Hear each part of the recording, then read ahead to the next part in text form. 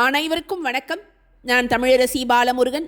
இந்த பதிவில் நம்ம பார்க்க போகிறது நாளைய தினம் 26/1/2026 அன்று ஆரம்பித்து 31/1/2026 தொடர்ந்து 6 நாட்கள் நாம் முருகனுக்கு செய்ய வேண்டிய மிக முக்கியமான ஒரு வழிபாட்டு முறையை தான் இந்த பதிவில் பார்க்க போகிறோம்.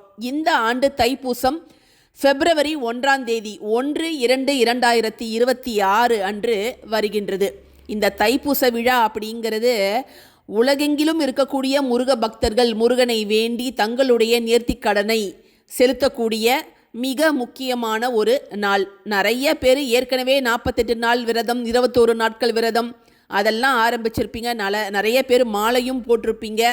அப்படி போட முடியாதவர்கள் கடைசி வாய்ப்பாக நாளைய தினத்திலிருந்து 6 நாட்கள் விரத முறையை ஆரம்பிச்சிருப்பாங்க.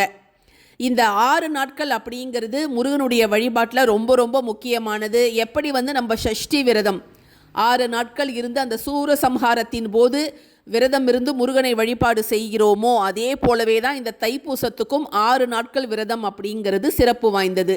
முருகனையும் 6 எண் அந்த எண் 6 அப்படிங்கிறதையும் நம்ம பிரிக்கவே முடியாது. ஏன்னு கேட்டிங்கன்னா, சிவபெருமான் நெற்றியிலிருந்து 6 தீப்பொறிகளாக தான் அவர் அவதாரம் எடுத்தார். 6 தாமரை மலர்களில் 6 குழந்தைகளாக இருந்தார். 6 கார்த்திகை பெண்களால் அவர் வளர்க்கப்பட்டார். 6 முகமும் ஒரு முகமாகி அவருக்கு 6 முகன் அப்படிங்கிற ஒரு பெயரும் இருக்கின்றது. அது மட்டும் இல்லாமல் அவருடைய படை வீடுகள் 6, சரவண பவ அப்படிங்கிற அவருடைய ஷடாக்ஷர மந்திரமும் அந்த ஷட்கோண கோலத்தில் நம்ம போடக்கூடிய எழுத்துக்களும் 6 எழுத்துக்கள் அப்படின்னு நம்ம சொல்லிக்கிட்டே போகலாங்க. 6 அப்படிங்கிற எண்ணுக்குரிய சிறப்புகளை. ஸோ இந்த 6 நாட்கள் சில பேரால் விரதம் இருக்க முடியும். முழுவதுமாக நாம் விரதம் இருக்க முடியாவிட்டாலும் இந்த 6 நாட்கள் நம்ம அசைவத்தை தவிர்ப்பது அப்படிங்கிறது நல்லது. அதே போலவே 6 நாட்கள் நம்ம சுத்தபத்தமாக தாம்பத்தியத்தில் ஈடுபடாமல் சுத்தபத்தமாக முருகனை மட்டும் நினைத்து நம்முடைய வாழ்க்கையில் ஏதாவது தீர்க்கவே முடியாத பிரச்சனைகள் இருக்குது அப்படிங்கிற பட்சத்தில் அந்த ஒரே ஒரு பிரச்சனையை மனதில் வைத்து நம்ம நாளையிலிருந்து ஒரு சிறப்பான எளிய வழிபாடு தான் நம்ம செய்ய போகிறோம். நம்ம சேனலில் நம்ம சொல்லக்கூடியது அனைத்துமே ரொம்ப ரொம்ப எளிமையான வழிபாடுகள் தான். ஸோ அந்த எளிய வழிபாடுகளை உங்களுடைய மனதில் நம்பிக்கை இருக்கும் பட்சத்தில் நீங்கள் தாராளமாக செய்யலாம். 6 நாட்கள் எங்களால் தலை குளிக்க முடியும் அப்படின்னா நீங்கள் தலைக்கு குளிக்கலாம். அப்படி இல்லாதவங்க நாளைக்கு ஒரு நாள் தலையில் தண்ணி ஊற்றிட்டு அடுத்த நாள்கள்லாம் தலையில் மஞ்சள் நீர் அப்படிங்கிறத தெளிச்சிக்கலாம். தயவு செய்து 6 நாட்கள் அசைவம் மட்டும் சமைக்காதீங்க, சாப்பிடாதீங்க. முருகனுக்காக ஒரு 6 நாட்கள் நம்மளும் நம்ம வீட்டில் இருக்கிறவங்களும் கொஞ்சம் என்ன சொல்கிறது, சில விதிகளை பின்பற்றுவது அப்படிங்கிறது நல்லது. இந்த விரதம் ஏன் நம்ம மேற்கொள்கிறோம் அப்படின்னு பார்த்தோம்னா, நம்முடைய உடலையும் மனதையும் சில ஒழுக்க நிலைக்கு கொண்டு வருவதற்காக தான். இந்த விரதம் அப்படின்னு எடுத்துக்கிட்டாலே காலை மாலை இருவேளை குளிப்பது, பெட்லெல்லாம் படுத்து தூங்காமல் இருக்கிறது, வெறும் தரையில் ஜஸ்ட்டு ஒரு துணி மட்டும் போட்டு நம்ம அதில் படுத்து உறங்கிறது, மற்றவர்களிடம் கடிந்து பேசாமல் இருக்கிறது, மௌனத்தை கடைப்பிடிப்பது, முருகநாமத்தை உச்சரிப்பது, அதை மாதிரி சாப்பாட்டில் சில விஷயங்களை தவிர்ப்பது அப்படிங்கிறத நம்ம செய்யும் பொழுது நம்முடைய உடலும் மனமும் ஒரு அமைதியான நிலைக்கு போயிடும். இது நாள் வரை இருந்த கோபதாபங்கள்லாம் அந்த 6 நாளில் உங்களை ஒரு புது மனிதராகவே மாற்றிவிடும்.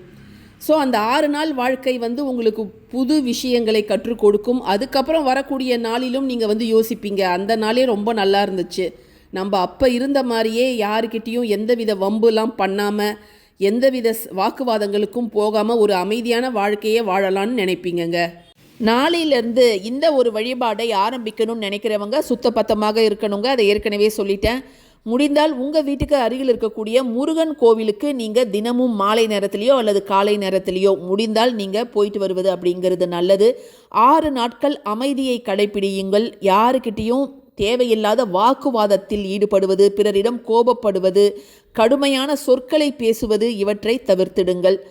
6 நாட்களுமே தினமும் உங்களால் எந்த நேரத்தில் முடியுதோ நீங்கள் கந்த சஷ்டி கவசமோ ஸ்கந்தகுரு கவசமோ வேல்மாறலோ திருப்புகழோ கந்தர் அனுபூதியோ எது உங்களால் படிக்க முடியுதோ அதை நீங்கள் படிங்க. ஒரு சின்ன பகுதி தான் என்னால் படிக்க முடிஞ்சுது அப்படின்னாலும் பரவாயில்ல.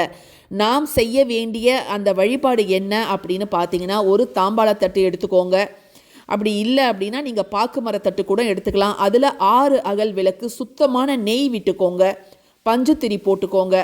அந்த தீபச்சுடரானது உள்ளார பார்த்து எரியணுமா அல்லது வெளிப்புறம் பார்த்து எரியணுமா அப்படிங்கிறது முக்கியம் கிடையாது. ஆனால் 6 எண்ணிக்கையில் நீங்கள் அகல் விளக்கு எடுத்துக்கோங்க. இப்போ பிராஸ்லேயே நிறைய பேர் வச்சுருக்கீங்க அப்படின்னா நீங்கள் பிராஸ் விளக்கு கூட பயன்படுத்தலாம்.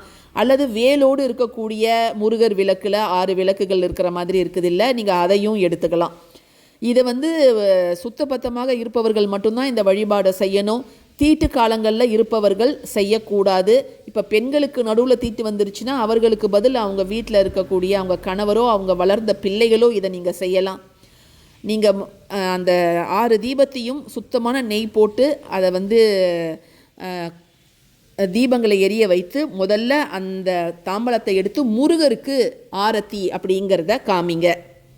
உங்கள் வீட்டில் முருகர் படமோ சிலையோ இருக்கும். எந்த ஒரு வேண்டுதல், ஒரே ஒரு வேண்டுதல் தான் நிறைவேறணும்னு நினைக்கிறீங்களோ அதை முருகருக்கு ஆரத்தி காமிச்சிட்டு அந்த 6 தீபங்களையும் உங்கள் வீடு முழுக்க எல்லா இடத்துலையும் எடுத்துகிட்டு போங்க. பாத்ரூமுக்கெலாம் போகணும்னு அவசியம் கிடையாது. உங்கள் ஹாலு, பெட்ரூமு, கிச்சனு, படிக்கிற இடம் எல்லா இடத்துலையும் எடுத்துகிட்டு போயிட்டு நீங்கள் காமிச்சிட்டு திரும்ப உங்கள் பூஜை அறையில் வையுங்க.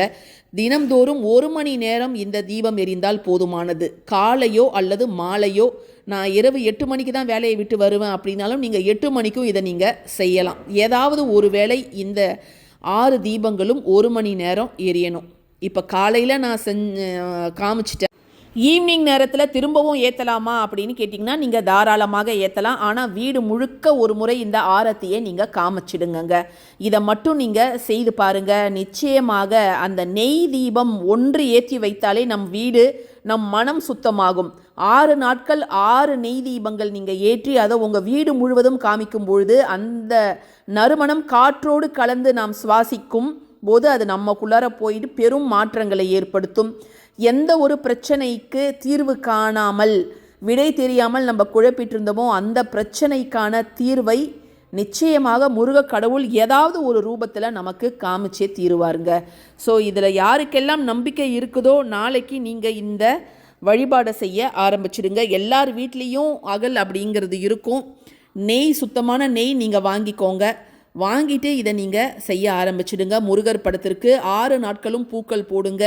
முடிந்த நெய்வேதியங்கள், கற்கண்டு, காஞ்ச திராட்சை, பேரிச்சை அல்லது ஒரு டம்ளர் பால், 2 வாழைப்பழம் ஏதாவது வைத்து நீங்கள் உங்களுடைய கோரிக்கையை முருகன்கிட்ட வையுங்க. ஒரு கோரிக்கை தான் வைக்கணும். ஸோ அதையும் நீங்கள் ஞாபகம் வச்சுக்கோங்க. இந்த பதிவு உங்களுக்கு பயனுள்ளதாக இருக்கும்னு நான் நினைக்கிறேன். பயனுள்ள பதிவாக இருந்துச்சுன்னா கட்டாயமாக லைக் பண்ணுங்கள், ஷேர் பண்ணுங்கள், நம்ம சேனலுக்கு சப்ஸ்கிரைப் பண்ணுங்கள். தினம்தோறும் உங்களுக்கு ஏதாவது ஒரு நல்ல விஷயங்கள் வந்துக்கிட்டே இருக்கும் நம்ம சேனலில். தேங்க்யூ ஃபார் வாட்சிங் திஸ் வீடியோ. நன்றி.